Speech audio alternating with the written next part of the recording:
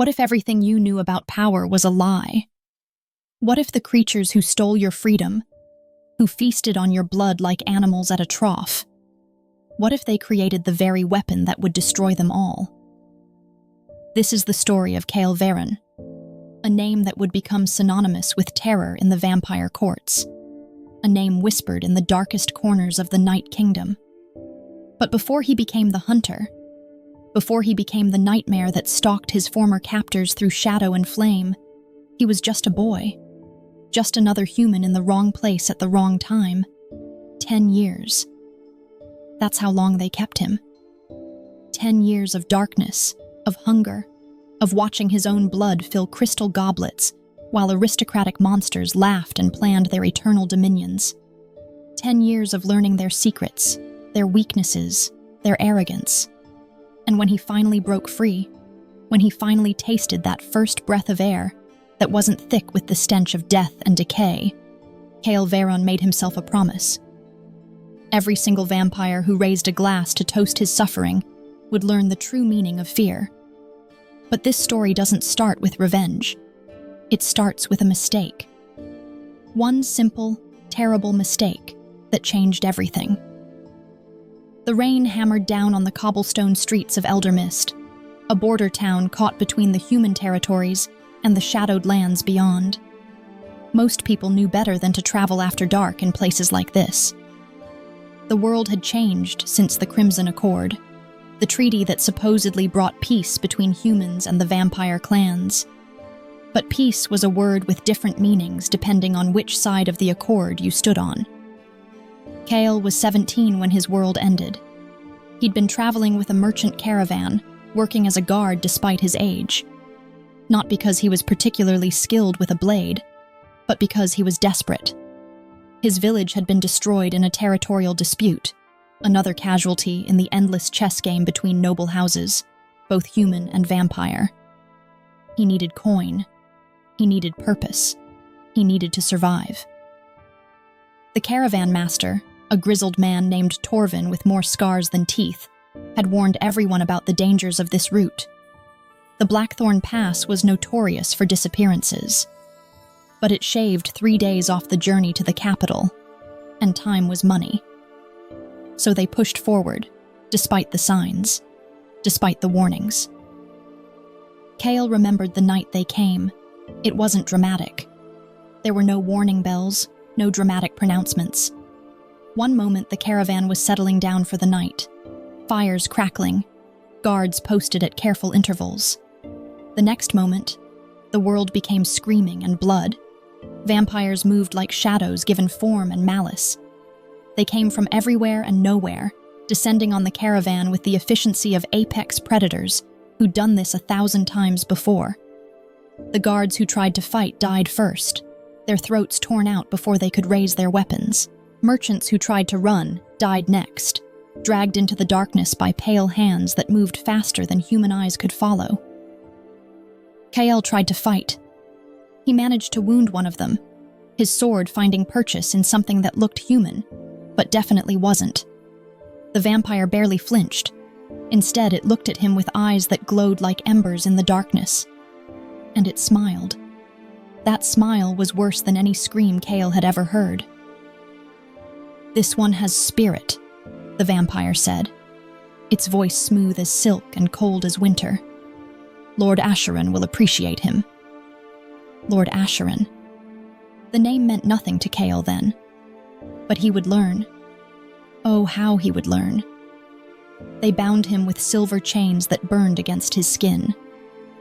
Silver, the old stories said, was poison to vampires. But it was also poison to those who tried to resist them, a cruel irony that the vampires seemed to enjoy. Kael was thrown into a cage with 5 other survivors from the caravan, all of them too terrified to speak, too shocked to process what had just happened. The journey to the vampire territories took 3 days. 3 days of being hauled across increasingly hostile terrain, of watching the landscape shift from normal forests and fields into something twisted and wrong. The trees here grew at strange angles, their branches reaching toward the ground like grasping fingers.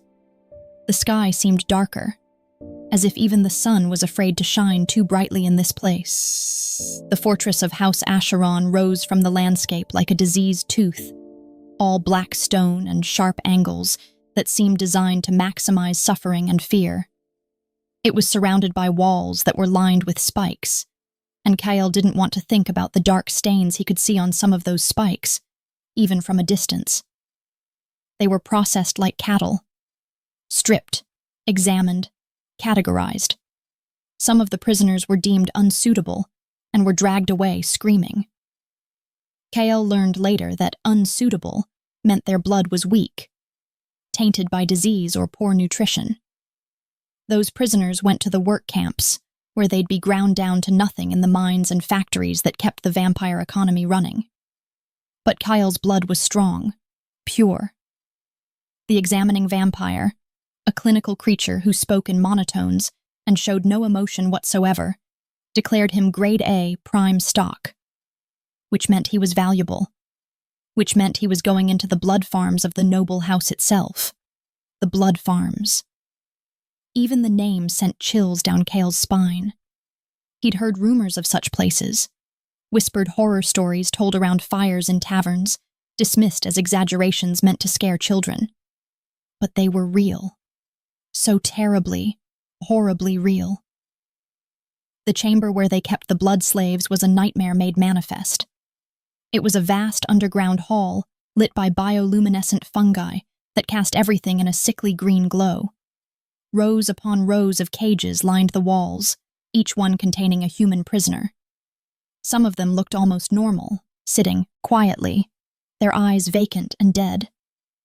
Others were in various states of physical deterioration, their skin stretched tight over bones, their bodies covered in bite marks and scars. Kael was assigned to cage 73. The number was branded onto his left wrist, the pain excruciating, the smell of his own burning flesh making him vomit. The vampire doing the branding didn't even look at him, just moved to the next prisoner with the mechanical efficiency of someone performing a task they'd done 10,000 times before. His cage neighbor was a woman named Sarah. She'd been there for 3 years, she told him in a whisper so quiet he could barely hear it. 3 years of having her blood drained every other day, just enough to keep her alive but never enough to let her truly recover. 3 years of watching others come and go, either dying from the blood loss or being taken away when their usefulness ended. "Don't fight them," she told him on that first night, her voice carrying the hollow quality of someone who'd given up hope long ago. "Fighting only makes it worse. They like it when you fight. It makes the blood taste better, apparently. Something about the adrenaline." Kael didn't believe her. Not at first. He was young, still full of righteous anger, and the stupid belief that if he just tried hard enough, if he just found the right moment, he could escape. So when they came for him that first time, when the vampire attendants opened his cage and gestured for him to lie on the extraction table, he fought. He fought hard. He managed to break one attendant's nose, shatter another's jaw. For a moment, just one glorious moment, he thought he might actually make it to the door. Then they hit him with something he'd never experienced before, something he didn't have a name for until much later. Blood magic. It felt like his entire circulatory system was on fire. The vampire who cast the spell, a tall figure in dark robes who'd been watching the whole encounter with mild amusement, simply raised one pale hand, and Kael's own blood betrayed him. He collapsed, convulsing, feeling as if every vein in his body was trying to burst out through his skin. "Well," the robed vampire said, sounding disappointed. "I suppose Lord Acheron was wrong about this one having potential. Shame. I was hoping for a challenge." Then they drained him. They strapped him to the table despite his weakened struggles, and they pushed needles into his arms, and they took his blood while he screamed. They took enough that the world went gray at the edges, enough that he could feel his heart struggling to beat, laboring against the reduced volume in his veins. When they finally returned him to his cage, Kael could barely move. He lay on the cold stone floor, shivering despite the warmth of the underground chamber, feeling more violated than he'd ever felt in his life. They hadn't just taken his blood. They'd taken something else, something fundamental to what made him human. That was when Sarah's words finally made sense. Fighting didn't help. It only made things worse. But Kael wasn't done fighting. He was just done fighting stupidly. The blood farms operated on a strict schedule. Every prisoner was drained on a rotation that maximized blood production while minimizing casualties. They'd figured out, through centuries of experimentation, exactly how much blood they could take and how often without killing their source. It was efficient. It was brutal. It was a system designed by creatures who viewed humans the same way humans viewed livestock. And like all systems, it had patterns, weaknesses, points of failure. Kael began to observe everything. He watched the guards, noting their shift changes, their patrol routes, the small variations in their routines that might indicate exploitable gaps. He watched the other prisoners, seeing who was broken beyond repair and who might still have enough spirit left to be useful. He watched the vampires themselves, studying their casual cruelties and their moments of distraction, learning their hierarchy and their interpersonal dynamics. He learned that vampires, despite their power, despite their immortality, were not that different from humans in many ways. They had politics. They had rivalries. They had weaknesses. And he learned about blood magic. This was the breakthrough that would change everything. Blood magic was the ancient art that allowed vampires to manipulate the very essence of life itself. It was what gave them their power, their speed, their supernatural abilities. But it was also what bound them, what made them dependent on blood in the first place. The robed vampire who'd used blood magic on Kael that first day was named Corvus, and he had an ego the size of a mountain. He liked to talk while he worked, explaining his techniques to the assistant vampires, who followed him around like nervous apprentices. He seemed to view the blood slaves as little more than furniture, barely conscious of their presence. This was his mistake. Kael listened to everything, every casual lecture about blood resonance and life force manipulation, every offhand comment about the weaknesses of certain techniques, every proud boast about Corvus's own innovations in the field of hemomancy. And slowly, painfully, Kael began to understand. Blood magic wasn't just for vampires. It was about blood itself, about life force, about the fundamental energy that flowed through all living things. A vampire had an advantage because they were undead, because their own blood was dead blood that couldn't be manipulated the same way. But the principles, the underlying logic of the magic, those could theoretically be learned by anyone. Theoretically. The problem was that learning blood magic required practice, and practice required blood to manipulate. And getting blood to practice with while imprisoned in a vampire blood farm was, to put it mildly, challenging, unless you were willing to use your own blood, unless you were willing to risk death every single time you practiced, unless you were absolutely, completely, totally insane. Kael began practicing in secret, during the long hours between blood-draining sessions when the slaves were left largely alone. He'd cut his finger with a sharp piece of stone he'd carefully pried from the wall, then focus on the droplets of blood, trying to move them, trying to feel the connection that Corvus had described. For weeks, nothing happened. He'd cut himself, focus until his head hurt, and accomplish exactly nothing except losing blood he couldn't afford to lose. Sarah told him he was crazy, that he'd kill himself for no reason. Other prisoners just looked at him with pity, seeing another mind breaking under the strain of captivity. But then, one night, it happened. A single droplet of blood moved. Not much, not dramatically. It just sort of quivered on the stone floor, responding to something in Kael's focused will. It was the smallest, most insignificant movement imaginable. It was everything. Once he'd felt that connection, once he'd touched that fundamental truth about blood magic, everything else came faster. Not easy, never easy, but possible. He learned to move his blood, then to shape it, then to harden it into temporary constructs. Every practice session risked his life, left him dizzy and weak and more vulnerable to the regular blood extractions. But he couldn't stop. This was his way out. This was his weapon. Months passed. Kael grew thinner, paler, more gaunt. To the vampires, he looked like all the other long-term blood slaves, slowly wasting away toward eventual uselessness. They didn't see the weapon he was forging in secret, drop by precious drop. The breakthrough came when he discovered blood resonance. Corvus had mentioned it in passing, a property of blood magic that allowed a practitioner to sense and manipulate the blood of others if they knew the right techniques. For vampires, this was a moderate difficulty skill. For humans, it should have been impossible. Should have been. Kael had an advantage the vampires didn't consider. He'd been drained so many times, his blood mixed with vampire blood in those extraction machines so often, that there was a resonance already there. A connection formed through repeated contact. When he focused, really focused, he could feel the vampires nearby.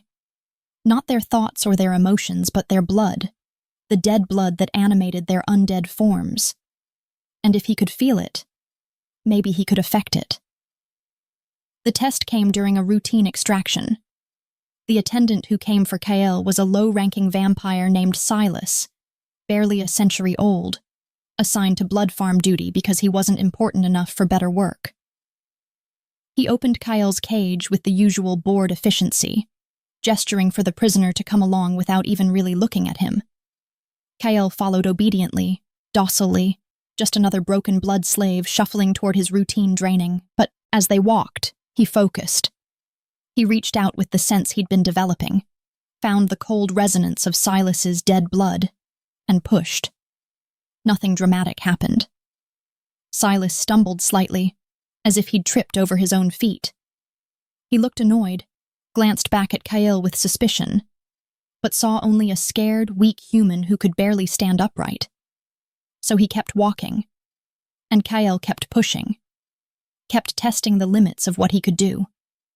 By the time they reached the extraction room, he'd made Silas stumble 3 more times, each time a little more severely.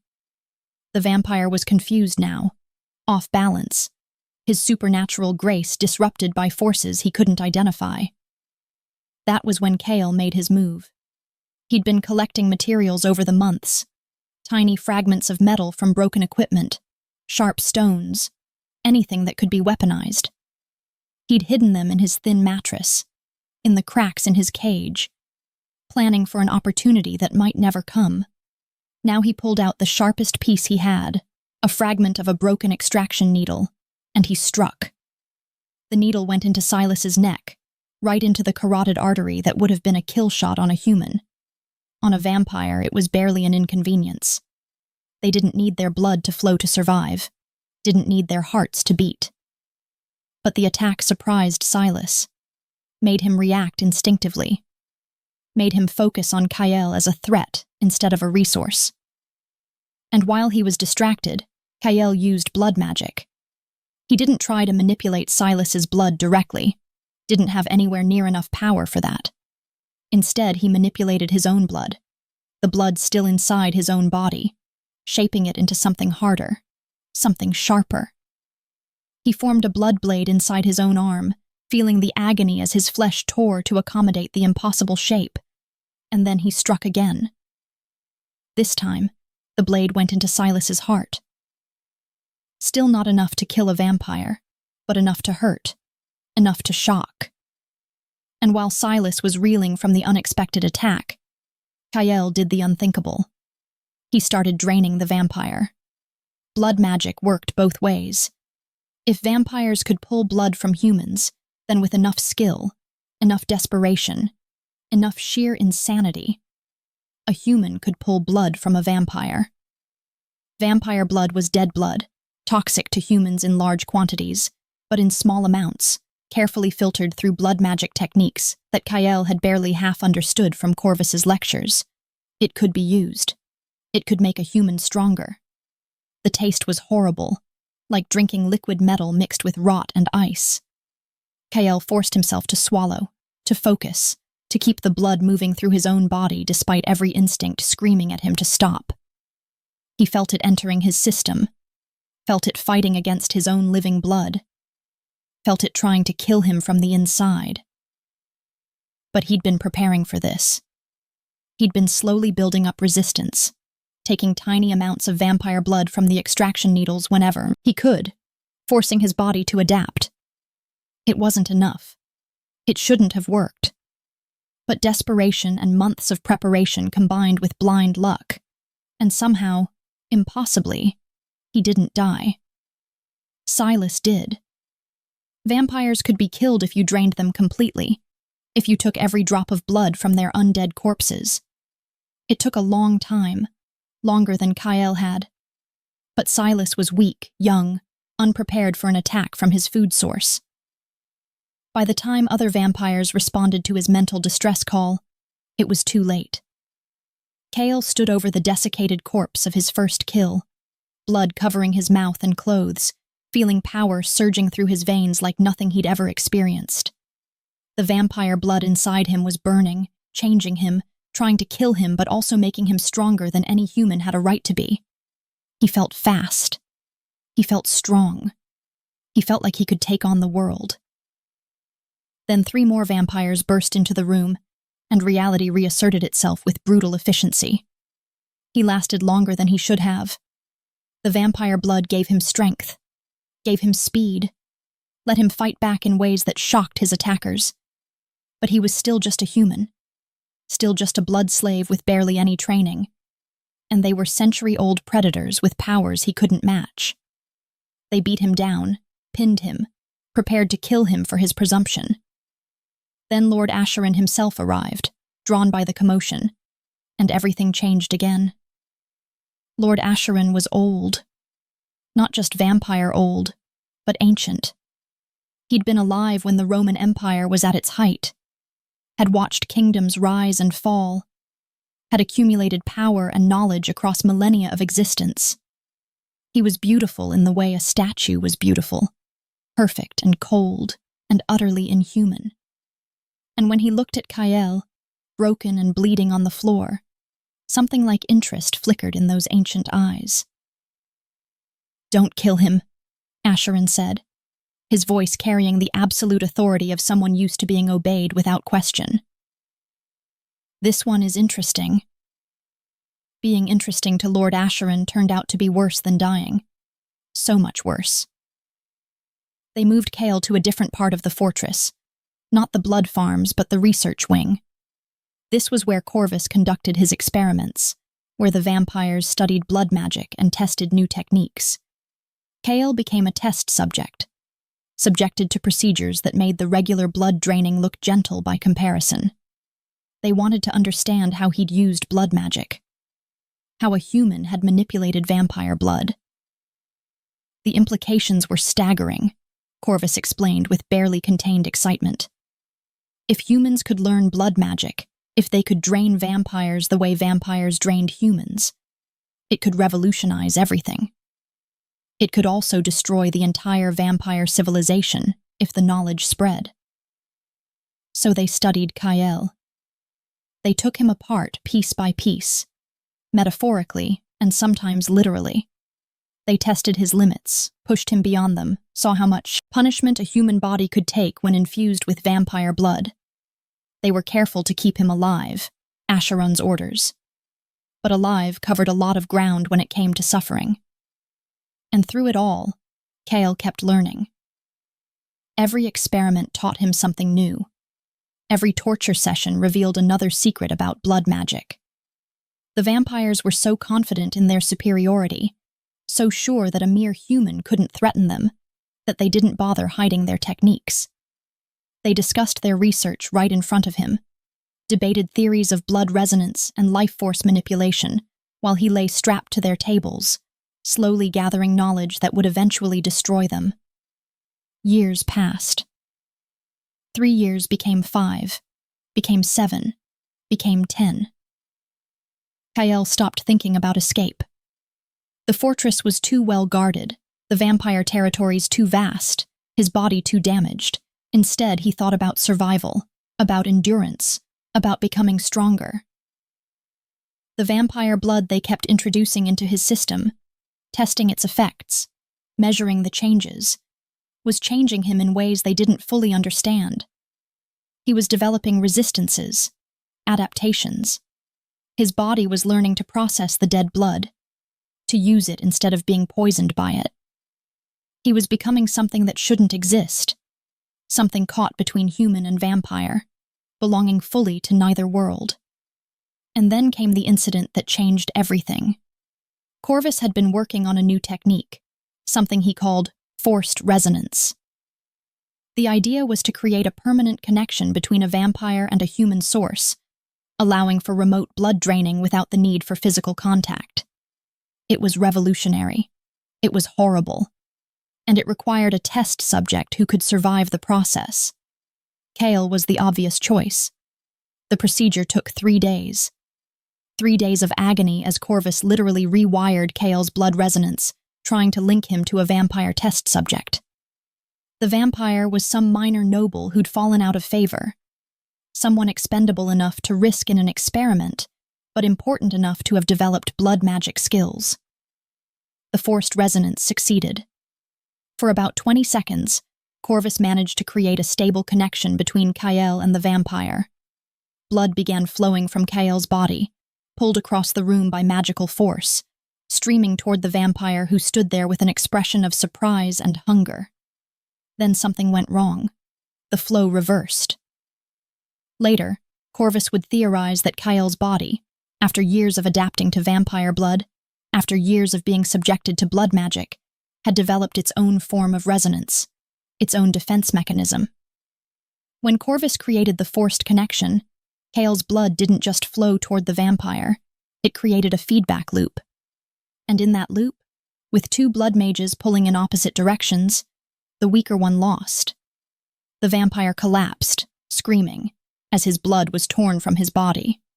Not drained slowly like Kael had done to Silas all those years ago, but ripped out violently, pulled through the magical connection with such force that the vampire's skin began to tear.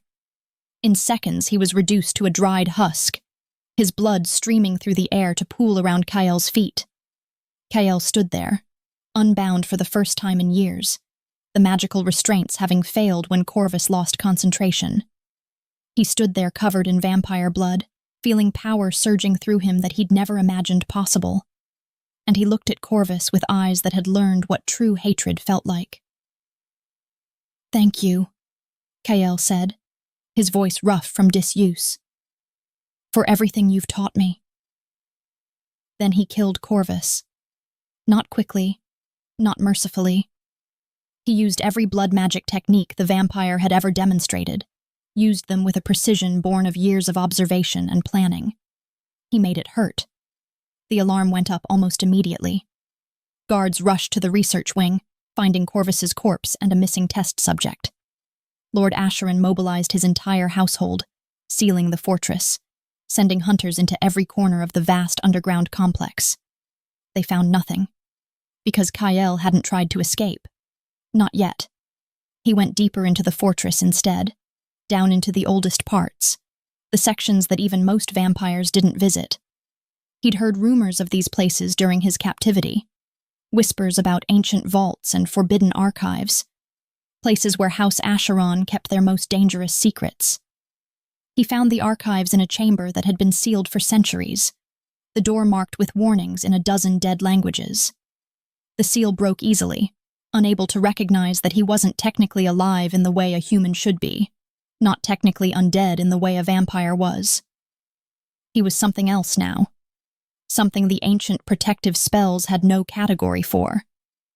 Inside the archives, Kael found knowledge that would reshape his understanding of everything. Tomes bound in skin, scrolls written in blood, artifacts that hummed with malevolent power. And more importantly, he found the truth about the Crimson Accord. The peace between humans and vampires wasn't peace. It was a carefully managed farming operation. The vampire nobility had engineered the entire thing, creating designated human territories, not to protect humanity, but to ensure a steady, manageable food supply. Every aspect of human civilization in these territories was designed to maximize blood production, to keep humans just healthy enough, just numerous enough, to satisfy vampire appetites. There were breeding programs, calculated wars to prevent overpopulation, carefully introduced diseases to ensure that only the strongest survived to reproduce. Humanity hadn't won its independence after the vampire wars. Humanity had been domesticated, turned into livestock by creatures who played the long game better than any human could imagine. The knowledge filled Kael with a rage that burned colder than ice. All the suffering, all the death, all of it was by design. His village hadn't been destroyed by random territorial conflict. It had been culled because it was producing too many children, because the vampire lords needed to maintain the perfect population balance. Every human alive was living in a carefully constructed cage, and they didn't even know it. He stayed in the archives for 3 days, reading everything he could, committing it to memory. He learned about the vampire power structure, about the ancient bloodlines that really ruled the world from shadow. He learned about their weaknesses, about the old laws that bound even the most powerful vampire lords. And he learned about something called the blood crucible, an ancient ritual that could theoretically allow a human to become something more, something that could challenge vampire dominance. The ritual was supposed to be impossible. It required the blood of 12 ancient vampires, each one at least 5,000 years old. It required a catalyst, something called the heart of the first dead, an artifact that might not even exist. And it required the ritualist to survive the infusion of so much vampire blood at once, something no human had ever managed. But Kael had already survived the impossible. He'd learned blood magic. He'd adapted to vampire blood over years of torment. He was already something that shouldn't exist. He might actually be able to do this. The first ancient he killed was Lord Acheron himself, not because he was easiest, but because he deserved it most. Kael waited until the vampire lord was alone in his personal chambers, reviewing reports about the ongoing search for the escaped test subject. Then Kael emerged from a shadow where he'd been hiding for 6 hours, using blood magic to slow his own heartbeat until even vampire senses couldn't detect him. Acheron barely had time to look up before Kael struck. The ancient vampire was powerful, infinitely more powerful than Kael should have been able to challenge. But Kael had surprise on his side, and knowledge, and a hatred that had been refined over 10 years of torment into something pure and absolute. The battle destroyed Acheron's chambers, brought guards running, set off alarms throughout the fortress. But by the time anyone arrived, it was over. Lord Acheron, master of House Acheron, ruler of the eastern vampire territories for over 2,000 years, lay dead on his bedroom floor, his blood pooling around Kael's feet. Kael didn't try to fight the guards. He dove out the window instead, falling 6 stories into the moat below. The water was freezing. The fall should have broken every bone in his body. But the vampire blood inside him cushioned the impact, knitted the fractures even as they formed. He swam to the far side, emerged under cover of darkness, and ran. The escape triggered the largest manhunt in vampire history. Every clan, every bloodline, every house received orders to find and kill the human who'd slain an ancient lord. The entire vampire civilization mobilized to hunt one former slave. They never found him. Kael had become something they couldn't track, couldn't predict. He moved through vampire territories like a ghost, using blood magic to hide his presence, disguising himself as everything from human refugees to vampire servants. He learned their cities, their social structures, their habits, and he hunted. The next ancient he killed was Lady Seraphina, a vampire queen who'd ruled the Western territories for 3,000 years.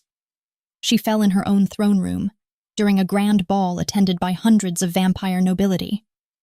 Kael had posed as a human servant, had waited tables, had stayed invisible by being exactly where servants were expected to be. Then, when Serafina stepped onto her balcony for a moment of private contemplation, he struck. The death was quiet, efficient, impossible to trace. By the time they found her desiccated corpse, Kael was already gone, vanished into the crowd of panicking vampires who couldn't believe one of their ancients had been killed in their very midst. 2 down, 10 to go. Each hunt taught him something new. Each kill made him stronger, as he refined his technique for drawing power from vampire blood. He was no longer just surviving on stolen scraps of power.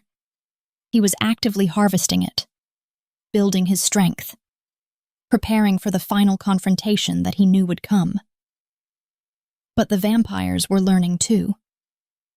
They realized that traditional security meant nothing against someone who could manipulate blood itself. They started developing countermeasures, protective spells, new formations of guards trained specifically to watch for blood magic usage. The hunts became harder, more dangerous, required more planning and precision. Kael adapted. He always adapted. That was his true strength. The thing 10 years of torment had taught him. Not power, not magic, but adaptability. The willingness to do whatever it took, to become whatever he needed to be, to survive and eventually triumph. The third ancient was Lord Darius, who'd seen the Roman Empire at its height and had outlasted it by millennia. Kael killed him in the middle of a city square, surrounded by thousands of vampires and humans, using a technique so subtle that even Darius didn't realize he was dying until it was too late. The ancient vampire just collapsed mid-speech, his blood crystallizing inside his veins, turning his entire circulatory system into a network of jagged ice that shredded him from the inside out. 4 more ancients fell in rapid succession after that. Kael was getting better, faster, more efficient.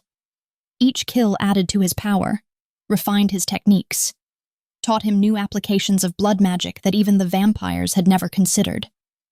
He was becoming something unprecedented, a human who'd mastered the very magic that gave vampires their dominance. By the time he killed the 8th ancient, the vampire civilization was in chaos. Their supposedly invulnerable rulers were dropping like flies, killed by a ghost that could strike anywhere, anytime. Human territories were erupting in rebellion as word spread about the vampire hunter who was systematically destroying the ruling class. The Crimson Accord was falling apart, centuries of careful social engineering unraveling as both humans and vampires realized that the system wasn't as stable as they'd been told. The 9th and 10th ancients tried to band together, using their combined power to create a fortress that supposedly couldn't be breached by any blood magic. They gathered loyal followers, established perimeter defenses, created a stronghold that should have been impenetrable. Kael killed them both in a single night, using a technique he'd developed by combining human ingenuity with vampire magic. He didn't breach their defenses. He turned their own blood against them, using the resonance connection that existed between the ancient vampires and their descendants to create a feedback loop that burned through their stronghold like wildfire. 2 more ancients left. 2 more obstacles between Kael and his ultimate goal. But these last 2 were different. They were the eldest, the strongest, the most dangerous. Lady Morgaine and Lord Valdris, the twin founders of vampire civilization, the ones who'd created the Crimson Accord in the first place.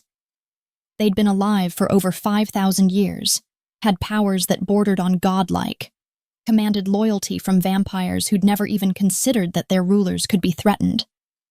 To kill them, Kael would need to become something more than he already was. He'd need to complete the blood crucible ritual, to transform himself fully into whatever thing he was becoming. The ritual required the heart of the first dead, the legendary artifact that had started vampire civilization in the first place, and conveniently, Morgaine and Valdris kept the heart in their personal vault, deep under their shared palace at the center of the vampire homeland. The infiltration took months of planning. Kael needed to get into the most heavily guarded location in the entire vampire world, past security measures that had been refined over millennia, through defenses that had never been breached. He needed to be perfect. He wasn't perfect. But he was determined and adaptable and willing to do terrible things to achieve his goals. Things that would have horrified the 17-year-old boy who'd been captured all those years ago. But that boy was dead, consumed by 10 years of torment and replaced by something harder, colder, more dangerous. Kael created a diversion by releasing a plague into the vampire territories, a blood-borne illness he'd engineered using techniques from the ancient archives. It didn't kill vampires, couldn't kill them since they were already dead, but it weakened them, made them slow, disrupted their blood magic. It spread through the population like wildfire, creating chaos, forcing even the twin ancients to focus on containing the outbreak. While they were distracted, Kael struck. He entered the palace through the catacombs, ancient tunnels that had been sealed for centuries, but still existed in the building's structural memory. He moved through shadows and silence, killing guards when necessary, using blood magic to disguise himself as a vampire when he needed to pass through crowded areas. Every step was planned, every action calculated, every risk assessed and accepted. The vault was protected by blood seals that should have been unbreakable.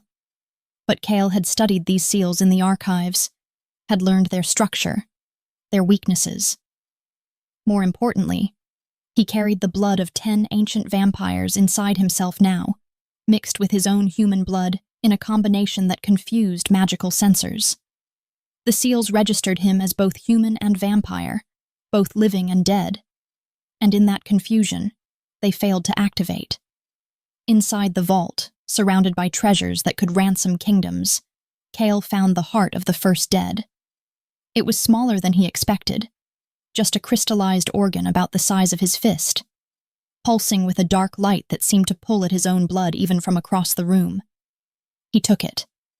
And then, before he could be discovered, before the alarm could be raised, he began the blood crucible ritual right there in the vampire vault, surrounded by their treasures, in the very heart of their civilization.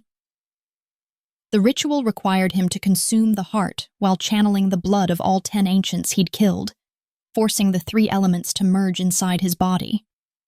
It was supposed to transform a human into something capable of challenging vampire dominance, according to the ancient texts. What it actually did was far more dramatic. Kael's body began to break down at the cellular level, his human blood fighting against the vampire blood, the heart forcing both to merge into something new. He felt his bones crack and reform, his blood vessels rupture and regrow, his entire physiology rewriting itself according to rules that had never applied to any living thing. The pain was indescribable, beyond anything even 10 years of torture had prepared him for. He screamed, and the whole palace heard. Morgaine and Valdris arrived to find their vault breached, their most sacred artifact gone, and a human in the process of transforming into something that made even ancient vampires step back in primal fear. Kael's body was surrounded by a corona of blood-red energy, his form shifting between human and vampire and something entirely other, his screams echoing with harmonics that shouldn't have been possible from a human throat. "Stop him," Morgaine commanded, her voice carrying 5,000 years of absolute authority. They tried. Oh, they tried. The twin ancients threw everything they had at the transforming human, every spell, every technique, every ounce of power accumulated over millennia. The vault began to collapse, around them, reality itself straining under the forces being thrown around. But they couldn't stop the transformation. The blood crucible was too powerful, too fundamental, too thoroughly rooted in the very magic that gave vampires their existence. Trying to disrupt it was like trying to stop the sun from rising. It was beyond even ancient vampire power. When the transformation finally completed, when Kael's screams finally died down, and he stood up from the wreckage of the vault, he was no longer human. But he wasn't a vampire either. He was something new. Something that vampire civilization had spent 5,000 years trying to prevent from existing. He was a bloodborne, the first in recorded history. A being that combined human adaptability with vampire power, that could walk in sunlight while commanding blood magic, that was alive in a way vampires couldn't be, but immortal in a way humans weren't. He was everything the ancients feared, everything the Crimson Accord had been designed to prevent. And he was standing right in front of them. The battle that followed destroyed a quarter of the vampire palace and killed hundreds of vampire nobles who'd rushed to help their rulers. Morgaine and Valdris fought with the skill and power of 5 millennia, coordinating their attacks with the precision of twin minds that had been working together since before human civilization existed. They were magnificent, terrifying, absolutely overwhelming. They weren't enough. Kael had learned from every vampire he'd killed, had absorbed techniques and knowledge from 10 ancients, had spent years studying and preparing and planning for exactly this moment. He moved like water and struck like lightning, his blood magic operating on principles that made traditional vampire techniques look primitive.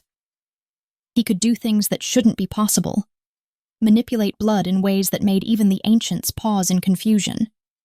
And unlike vampires, he could heal from almost anything.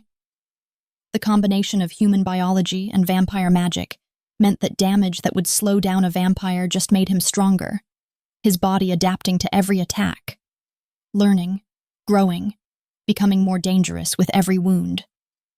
Morgaine fell first, not because she was weaker, but because she made the mistake of using a blood drain technique on Kael, trying to pull his power from him the same way vampires had been draining humans for millennia.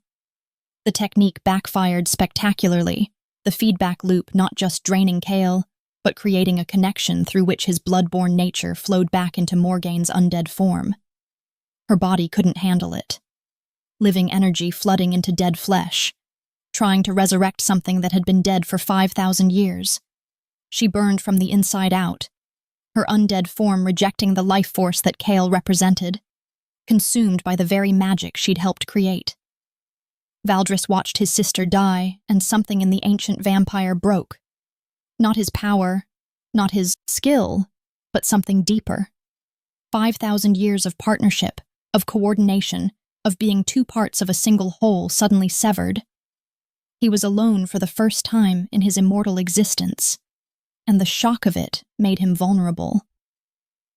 Kael didn't give him time to recover.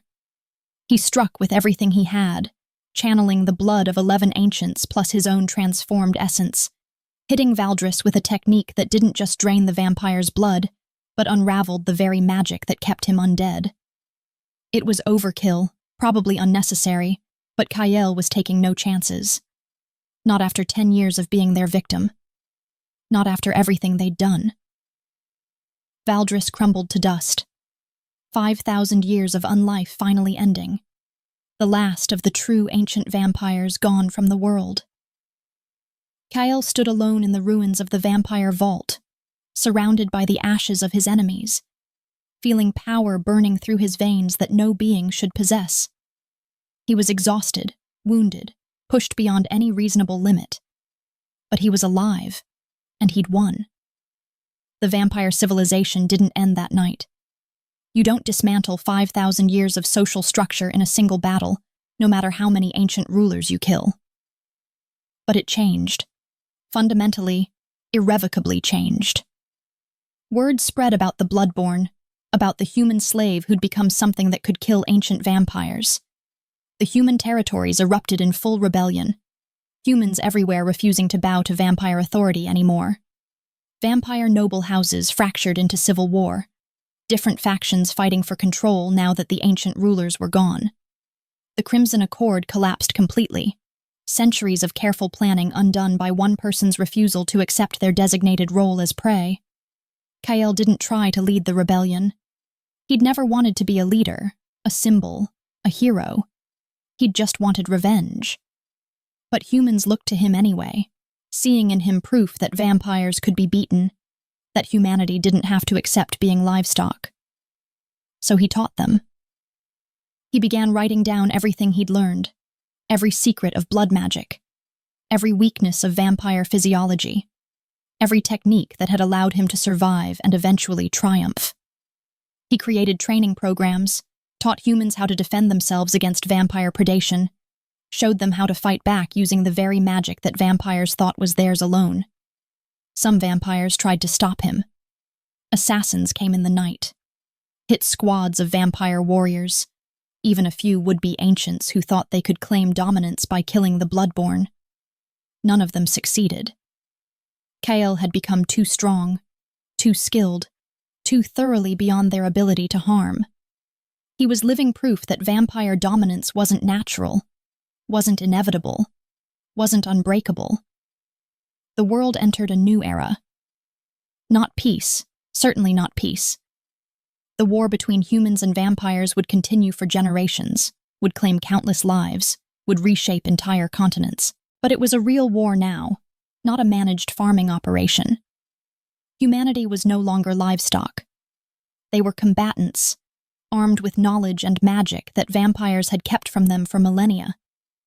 And at the center of it all was Kael Veyron, the former blood slave, the Bloodborn, the vampire hunter who'd brought down an empire. He'd spent 10 years learning to be a victim, and 1 year learning to be a survivor, and another year learning to be a weapon. Now he had all the time in the world to decide what else he could become. Years would pass. Decades. Kael would watch as humanity slowly, painfully reclaimed its freedom, carving out territories that vampires could no longer easily penetrate. He'd see vampire civilization fragment further. Some clans trying to maintain the old ways, others attempting to coexist with humans as equals, still others descending into savagery without the guiding hand of ancient rulers. He'd train hundreds of human blood mages, passing on knowledge that had cost him everything to acquire. Some of his students would become heroes, defending human territories against vampire incursion. Others would become monsters in their own right, using blood magic for personal power, creating new hierarchies of oppression. Kael would learn that freeing humanity from vampire domination didn't automatically make humanity good, just gave them the freedom to choose their own path, for better or worse. He'd fight in dozens of battles, both as a soldier and as a symbol. His reputation would grow to legendary proportions, stories about the Bloodborn spreading across the world, inspiring humans and terrifying vampires. Some of the stories would be true. Most would be exaggerations. All of them would carry the same basic message. Vampires weren't invincible. The system they'd built could be broken. He'd have opportunities for revenge beyond what he'd already taken. Every vampire noble who'd profited from the blood farms, every human collaborator who'd helped maintain the system, every person who'd turned a blind eye to the suffering of blood slaves. He'd have the power to hunt them all down, to make them pay, to extract vengeance for every drop of blood they'd stolen. And he'd have to decide how much revenge was enough. When vengeance became justice, and when justice became just another form of tyranny. These were questions he'd wrestle with for longer than any human should have to live. But that was in the future. In the immediate aftermath of the twin ancients' deaths, standing in the ruins of the vampire palace, Kael had simpler thoughts. He thought about Sarah, his cage neighbor from all those years ago. He'd tried to find her after escaping, but the blood farms had been evacuated and the records destroyed. He'd never learned if she'd survived, if she'd been freed in the chaos, or if she'd died still trapped in her cage, still telling new prisoners not to fight because fighting only made things worse. He thought about the caravan master, Torvin with more scars than teeth, who'd made a business decision to take the dangerous route and had gotten everyone killed for it.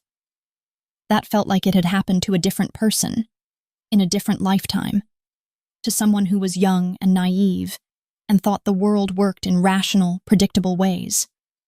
He thought about every blood slave he'd seen during his captivity, all the people who'd been drained and discarded, whose lives had been measured by the quality of their blood and nothing else. There had been hundreds in just House Asheron's farms, thousands across all vampire territories, an entire hidden population of human suffering that the Crimson Accord had papered over with treaties and diplomatic language. They deserved to be remembered. They deserve to have their suffering mean something.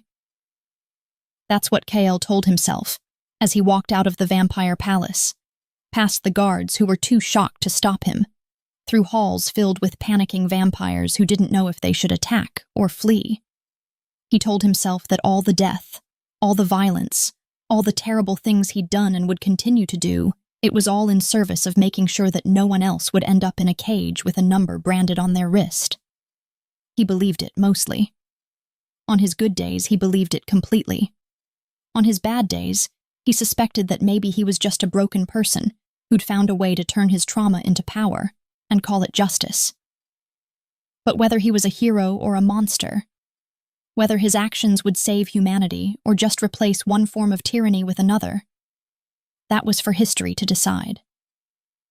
In the moment, walking away from the burning palace with the blood of 12 ancients flowing through his veins, Kael Veyron only knew one thing for certain. He was free, finally, truly free, and no vampire, no matter how old or powerful or numerous, would ever take that freedom from him again. The sun was rising as he left the vampire homeland, walking east toward human territories, toward the war he'd started, toward whatever future his actions had created. The sunlight felt warm on his skin, a sensation he'd almost forgotten after 10 years underground. Vampires couldn't walk in sunlight. But he could. That simple fact, that one fundamental difference between what he was and what they were, meant everything. He'd been their food, their test subject, their victim. He'd learned their secrets and turned their own magic against them. He'd become the nightmare that hunted the nightmares, the monster that monsters feared. And in the warm morning light, walking toward an uncertain future, Kael almost smiled. The revenge was complete, but the work was just beginning. If you enjoyed this story of transformation and revenge, if you found yourself rooting for Kael as he systematically dismantled the vampire civilization that had enslaved him, then make sure to hit that like button and subscribe to the channel. We've got more manhwa recaps coming, more stories of underdogs who become legends, of victims who become victors, of people who refuse to accept the roles that others assign them. Because at its core, that's what this story is about. It's not really about vampires or blood magic or ancient civilizations. It's about refusing to be defined by your circumstances. It's about learning from your suffering instead of being destroyed by it. It's about the human capacity to adapt, to survive, to overcome anything given enough time and motivation. Kael spent 10 years as a victim. He spent 1 year becoming a survivor.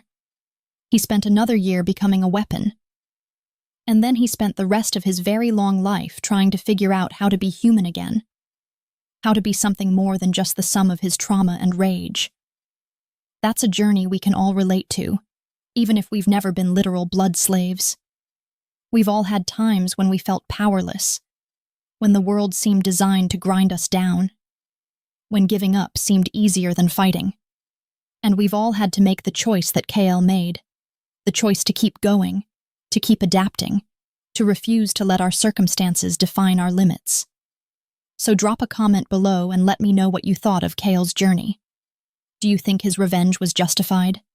Did he go too far or not far enough? What would you have done in his position? And most importantly, what manhwa should we recap next? Drop your suggestions in the comments. Thanks for watching. And remember, in the darkest moments, when everything seems hopeless, that's when you discover what you're really capable of. That's when you find out if you're going to be a victim, a survivor, or something more.